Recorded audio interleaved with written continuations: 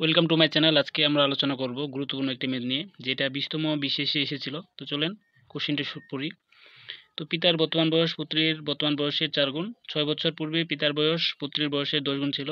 পিতা ও পুত্রের বর্তমান বয়স কত? তো এই অঙ্কটি ধরে করলে খুবই সহজ হয়।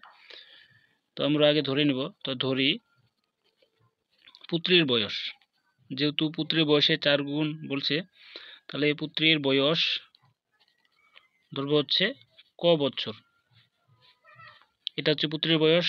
অতএব বলতে পারি পিতার বয়স। তাহলে পিতার বয়স যেহেতু বলছে 4 ক, তাহলে 4 ক বছর। এখন কোশ্চেনে দেখেন যে বলছে যে 6 বছর পূর্বে। তো 6 বছর পূর্বে হিসাব করব যে 6 বছর পূর্বে। তো 6 বছর পূর্বে পিতার বয়স পুত্রের বয়সের 10 গুণ। তাহলে 6 বছর পূর্বে পুত্রের বয়স, তো 6 বছর পূর্বে তাহলে পুত্রের বয়স কত হবে? এই যে পুত্রের বয়স ধরেছিলাম ক, তাহলে ক থেকে 6 বিয়োগ, যেহেতু 6 বছর। আবার পিতার বয়স, তাহলে পিতার বয়স হবে এই যে 4 ক ছিল যেহেতু, তাহলে 4 ক থেকে 6 বছর বাদ। এখন প্রশ্ন মতে আমরা লিখতে পারি, তো প্রশ্ন মতে লিখতে পারি যে 6 বছর পূর্বে পিতার বয়স পুত্রের বয়সের 10 গুণ ছিল।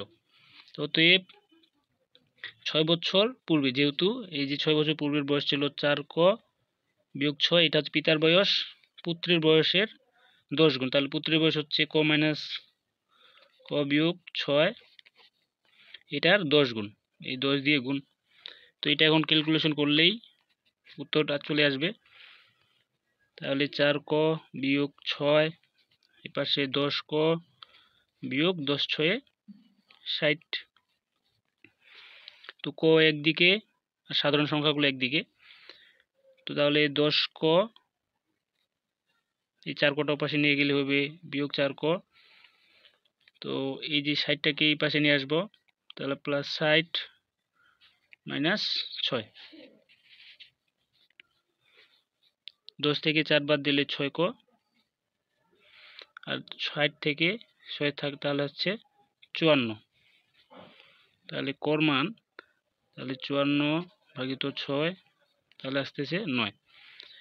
এই 9 হচ্ছে ক এর মান। আর ক ধরেছিলাম আমরা পুত্রের বয়স, এই যে পুত্রের বয়স ক বছর, এবং পিতার বয়স হচ্ছে 4 ক। তাহলে বলতে পারি পিতার বয়স যেহেতু ছিল 4 ক, কর মান পাইলাম আমরা 9, তার 9 আর 4 36, এই 36 বছর। এটা হচ্ছে পিতার বয়স, আর পুত্রের বয়স হচ্ছে 9 বছর। তো আশা করি আপনারা বুঝতে পেরেছেন। এটাই হচ্ছে উত্তর। পুত্রের বয়স হচ্ছে 9 বছর আর পিতার বয়স হচ্ছে 36 বছর।